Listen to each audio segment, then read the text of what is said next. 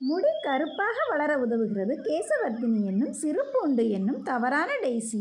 எல்லா பருவ காலத்திலும் எளிதாக வளரும் செடி இது. கோடை அனலில் இலைகள் கருகி வாடிவிடும். கோடையில் மட்டும் நிழலில் மாற்றி வைத்து கொள்ள வேண்டும். 3 அடி வரை வளர்கிறது. இது முடியின் வளர்ச்சியை ஊக்குவிக்கும். இது பிரேசிலிருந்து வந்த ஒரு செடி என்பதால் இதை பிரேசிலியன் பட்டர்ஃப்ளவர் என்று அழைப்பர். இதன் பூக்கள் ஊதா நிறத்தில் இருக்கும். பிற்பகலில்தான் மலரும். இந்த செடியின் இலைகள் மற்றும் இதன் பூக்களை தேங்காய் எண்ணெயில் காய்ச்சி தலைக்கு தேய்த்து வர முடி நன்கு வளரும். உச்சந்தலையில் மசாஜ் செய்வதன் மூலம் முடி வளர்ச்சியை மேம்படுத்தலாம். இந்த பூக்கள் காய்ந்த பிறகு தானாக உதிரும் விதையிலிருந்து புதிய செடிகள் உருவாகும். இப்போதுதான் முதல் முறையாக விதையிலிருந்து செடிகள் முளைத்திருப்பதை பார்க்கிறேன். இந்த தொட்டியில் எப்போ விதை விழுந்தது எப்போ முளைத்தது என்று தெரியாது. செடியில் இருக்கும் விதைகள் தானாக பக்கத்து தொட்டியில் விழுந்து அதுவாகவே மற்ற செடிகளுக்கு இடையில் முளைத்து எட்டி பார்க்கிறது. பூக்களில் இருந்து காய்ந்த விதைகள் எடுத்து முளைக்க போட்டது முளைக்கவே இல்லை.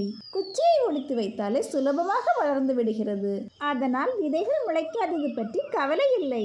மற்ற செடிகளை மாதிரி ஒடித்து வைக்கும் குச்சிகளிலிருந்து இலைகளை அகற்ற வேண்டும். 45 டிகிரியில் கட் பண்ணணும். வளர்ச்சி ஊக்கியாக கற்றாழை தேய்க்க வேண்டும் அல்லது ரூட்டிங் ஹார்மோன் தேவை. இப்படி எந்த கட்டுப்பாடோ வழிநடத்துதலோ தேவையில்லை. சும்மா ஒரு கிளையை ஒடித்து நிழல் பாங்கான இடத்தில் நட்டுவிட வேண்டியதுதான். 2 வாரத்தில் கண்டிப்பாக வேர் பிடித்து வளர ஆரம்பித்துவிடும்.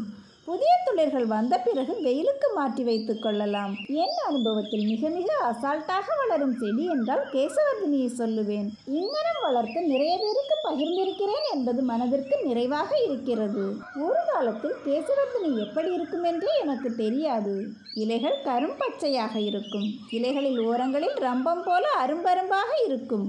பூக்கள் ஊதா நிறத்தில் இருக்கும். அவ்வளவுதான் தெரியும். பார்த்ததில்லை. தேடி தேடி அதுவாயிருக்குமோ இதுவாயிருக்குமோன்னு கண்ணில் காணும் எல்லா செடிகளையும் கேசவர்த்தினி என்று நினைத்து ஏமாந்தது உண்டு. காய்கறி கழிவிலிருந்து தானாக முளைத்த சேப்பங்கிழங்கு இலைகளை கேசவர்த்தினி என்று நம்பி பிடுங்கி வந்து பொத்தி பொத்தி வளர்த்திருக்கிறேன் புரிதல் இல்லாமல். பிறகு ஃபேஸ்புக் மூலம் அறிமுகமான அக்கா கேசவர்த்தினி ஒரு குச்சி தந்தாங்க. தேடலில் கிடைக்கும் தெளிவு 1000 நூலகத்திற்கு சமம். ஏனெனில் தேடும்போது அந்த பொருளின் மொத்த ஹிஸ்டரியும் புலன் விசாரணையில் கிடைத்து விடுகிறது. இங்கனம் தேடி கிடைத்த அந்த ஒரு குச்சியிலிருந்து பல செடிகள் உருவாகி இருக்கிறது என்பது வியப்பாக இருக்கிறது. பதியம் போடுவதற்கு ஏற்ற காலமும் இதுதான். ஆகவே மற்ற செடிகளின் குச்சியையும் இங்கனம் செடியாக மாற்றிவிட வேண்டும் இந்த கார்கால பருவத்தில். நன்றி.